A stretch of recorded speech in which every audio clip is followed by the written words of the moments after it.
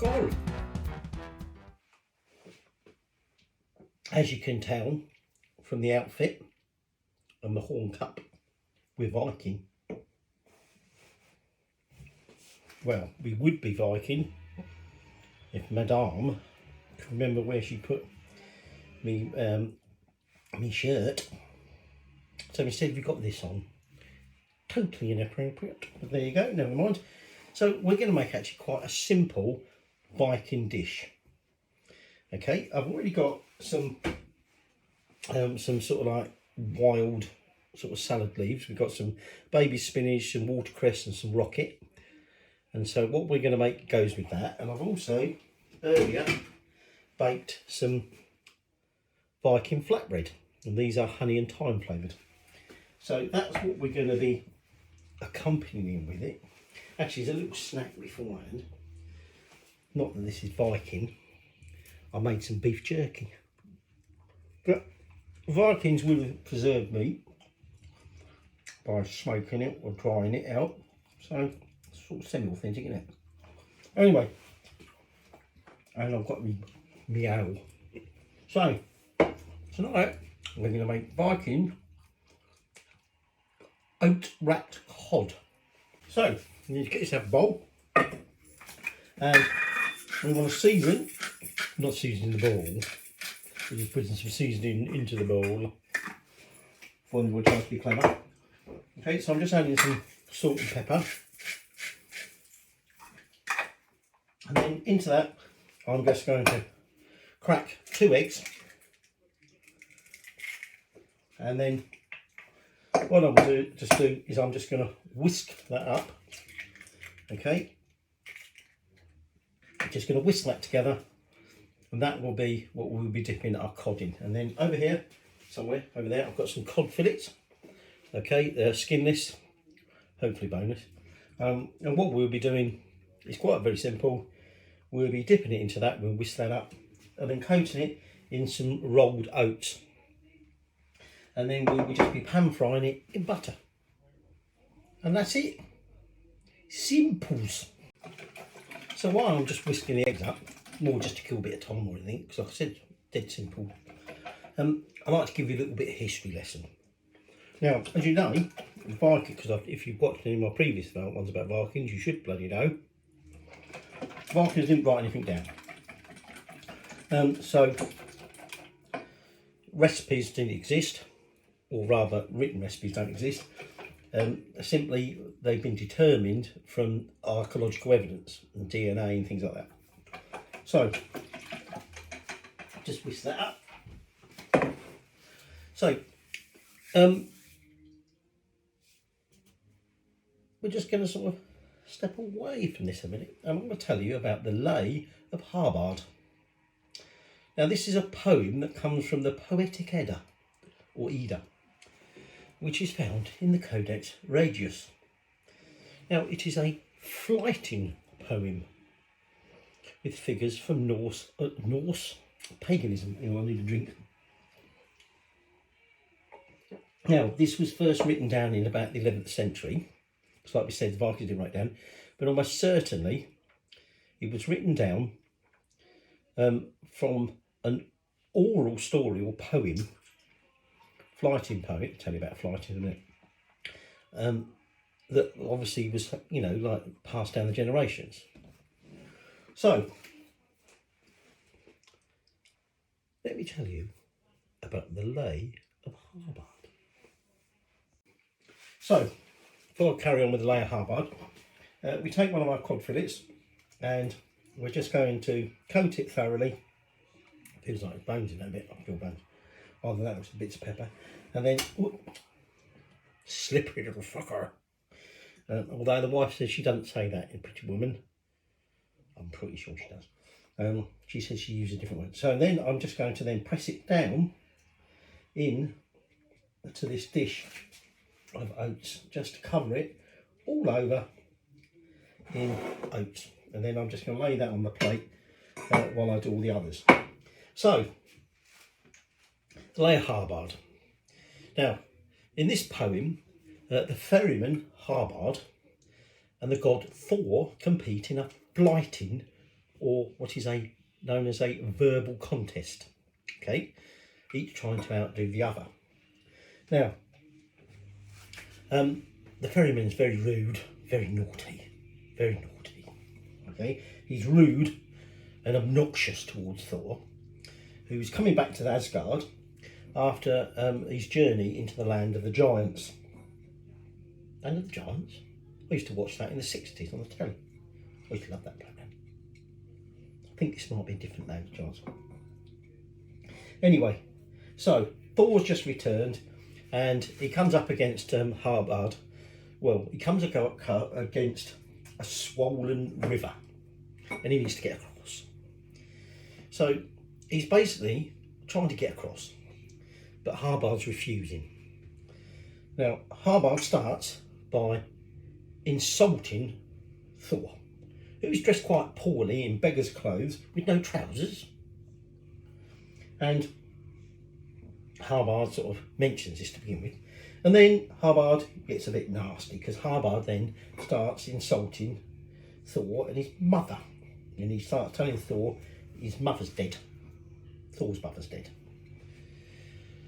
The poem continues and Harbard likes to boast of his sexual prowess and his magical and tactical abilities. And he says, Thor, and so what about you then? What have you got?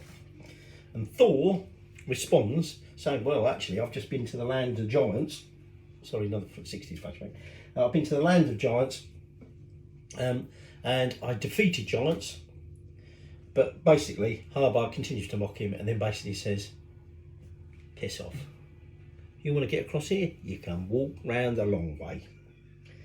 So, that in a nutshell is what the lay of Harbard is. Now, I've just about coated my cod. So I'm just going to have a little bit of a clean up, tell you a little bit more about the lay of Harbard, and we'll start cooking our cod. That's the preparation done. Right, butter's nice and hot now, so I'm just going to gently lay our fish down into the butter, and we're probably going to cook this for about 5 minutes before turning it and cooking the other side. So anyway, I said to you what was the connection with this. So here's my little quote from the lay of Harbard. On the far bank, a figure sprawled in the midday sun, and his flat-bottomed boat lounged beside him. Hey! Bawled Thor, and the water quivered. Is it Thor? God of thunder. You over there, are you the ferryman? The figure stood up, sat up, cupped his hands, and said, who is that oaf yelling over the water? Ferry me across, called Thor. I'll pay you well from this pannier. At which point, using his thumbs, he opens his pannier. He says, it's packed out with fine fare, and I've eaten as much as I can already. I've had a glut of herrings and a pool of porridge before I set out. But again, what the bloody hell's that got to do with this? Some translations have it down to do with not with herrings, but cod. Well, that's probably more than likely herring. And also, rather than porridge, just oats. So, bit of a tenuous connection, I know. But there you go. So, that's how we get from what we're cooking here, which, like I say, for about 5 minutes, okay, before we need to flip it, and the lay of Harbard. But anyway, you learn a bit of history. So, again, I'm going to have a little tidy up. Like I say, we've got our plates ready with our salad on. I've got some Viking flatbread. I've got some ale, although that's running a bit low. So, perhaps when we flip it, I might let you have a look when I've flipped it, because I'm good, you know. I'm so good. Now we're going to attempt to flip it. He says, burning his fingers and knocking all the oats off.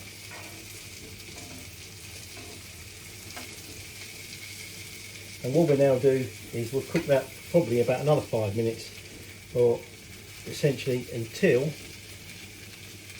its fish is cooked nicely cooked through, which is getting pretty much there. Okay, so very close to eating now. And unfortunately we run out of Viking ale. Well, actually what I was drinking came from Stockport. It was a cheap bottle of beer because I needed some beer for me Viking bread. So I bought the cheapest beer I could find in Co-op. I had a bit of desire to Tesco. So we went to Co-op, bought the cheapest bottle of beer I could find, used a little bit of that in the bread, the rest of it I'm drinking. It was Stockport, made by Robinsons. Don't really like Robinsons. Definitely tastes better than Robinsons I remember back in the day when I used to live up there and work at a rival brewery. Different story, different day. Right? But anyway, I've drunk that. I can't believe it's 9:20 and all I've had is about just over half a bottle of beer. It went in the pint. So this is red wine, Viking straight wine. Didn't make it in Viking land though. We got it from everywhere else. Let's now attempt to transfer our cooked cod onto our plates. Left a bit of that cod behind there. And then we'll have a little quick taster. Work that bit fell apart. Wife's just been in there. I put some flatbread in there. You know, I said to you I made some Viking flatbread and I was going back with it. I said, wife, put it in here. Oh, I've had that. I finished that bit off. It wasn't the whole bit. I finished it all off. I really like that. Bloody typical, isn't it? She won't eat that. So too much carbs. Too many carbs. But she ate it, haven't we? Right, so, oops, don't throw away the spoon. Fork, I need that. So, here we go. Let's have a little taster. Okay, the cod's nice and flaky, cooked through. Probably bloody hot and burn me up.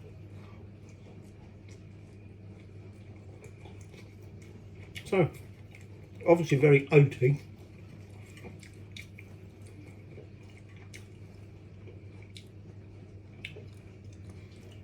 You know, there's no sauce or anything with it.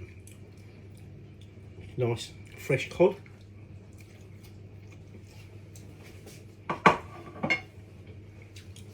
Tastes all right to me.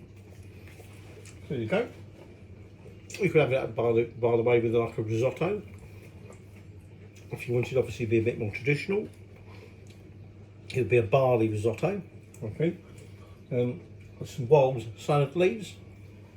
And there you go. Your oat wrapped cod, courtesy of our friends the Vikings.